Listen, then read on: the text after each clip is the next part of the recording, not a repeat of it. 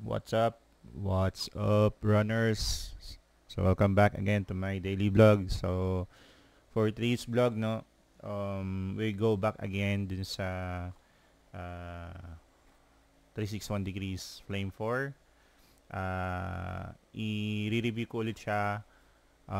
This is my update after the 100 kilometer. So ngayon, it's 200 kilometer na siya, no? Na nagamit ko yung Flame 361 degrees Flame 4 after 200 kilometer distance.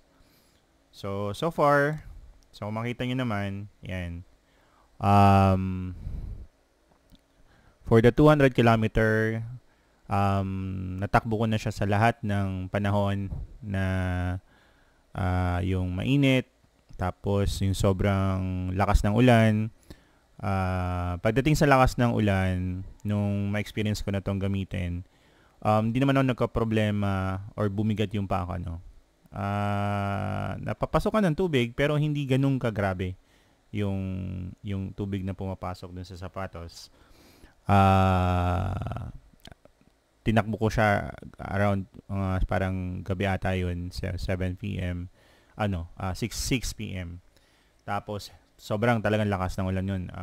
Pero so far okay naman yung sapatos. So hindi ako nagka-issue. Tapos yun nga, hindi siya ganung kabigat kahit sobrang ng baha sa kalsada, pero okay pa rin siyang itakbo. Pangalawa, madali rin siya matuyo, no? So pag madali naman tumatuyo agad. Kasi may mga sapatos sobrang tagal matuyo because of siguro yun, ng tela, makapal, tapos sobrang kapit na kapit yung parang yung hindi agad-agad na-drain yung ng tubig. Tapos, yun, sa durability, all I can say is sobrang tibay talaga ng ng Flame 4. So, based on my experience, personal experience ko dito, I'm a bit heavy right now. Pero I'm trying as much as I could na hindi ko mabugbog yung sapatos. Pero syempre 'di ba, parang and I always use this for short runs.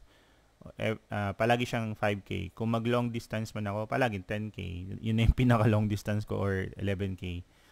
Pero kung titingnan niyo naman yung sapatos, no, there is no, kumbaga parang major damage yung sapatos niya. Pagdating sa outsole, sa ilalim ng sapatos, ang mapapansin nyo, ko lang dito na nagkakaroon na ng parang wear and tear is on the right side. Okay? On the side edge, no? Ito, makikita naman siya. Ayan. Ayan, no. So may na siya, parang mga gasgas nung sa outsole. Pero hindi nyo makikitaan ng parang napudpud ng sobra yung itong parang rubber, orange rubber na part, na parang plate nung sapatos.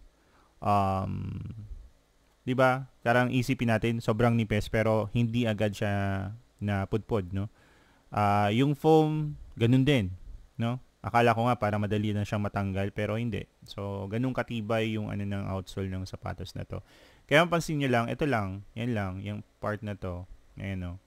Yan lang yun. Pero di nga ganun kagrabe pa rin, no?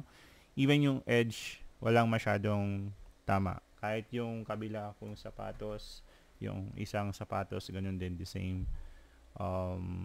Ito naman, mas walang masyado dun sa edge.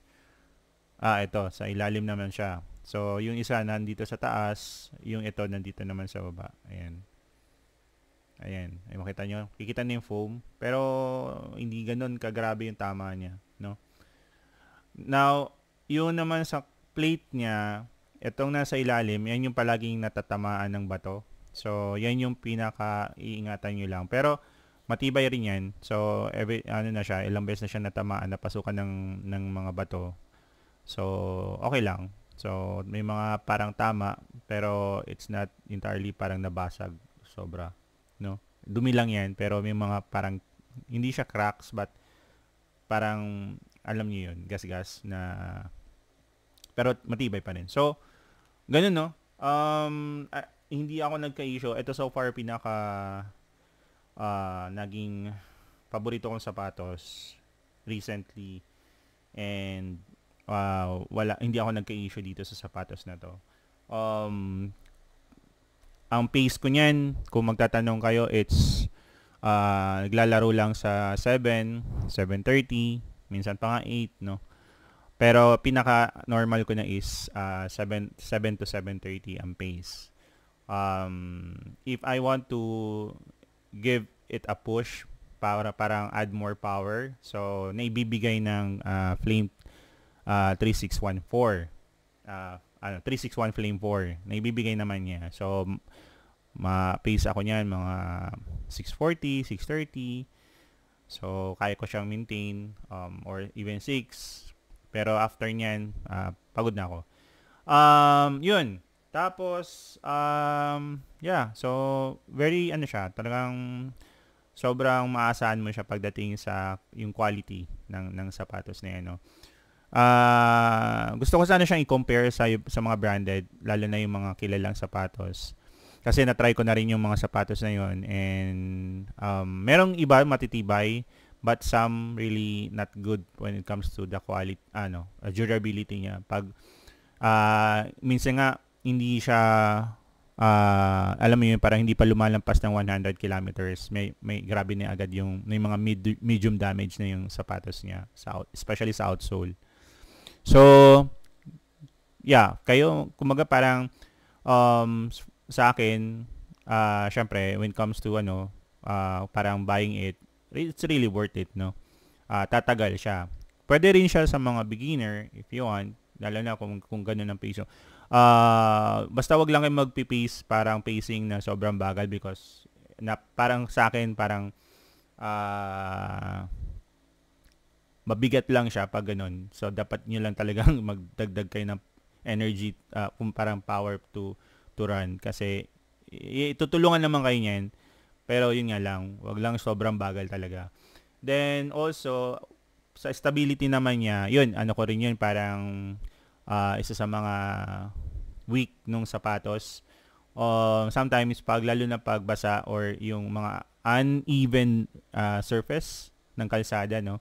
So pwede may tendency na ma-outbalance ka doon sa sapatos na yun. So ingat-ingat na lang rin. Because it's really siya, parang mataas. So mataas yung pagkakaano ng niya. So ingat lang, kasi minsan na na experience ko yan, yung unstable yung ng sapatos niya. So yun. Now yun lang naman. So that's my quick review again, update of the 361 Flame 4. And I think maglalabas ulit ng bagong version upgrade, no. Si Flame, si 361 company ng upgrade version nito, it's Flame 4.5. Parehas siya ng 3. So nagkaroon ng 3.5. So ito naman si Flame 4 meron ng 4.5. So available na yan sa market, sa online or sa shop. So you can check their website or their online shop.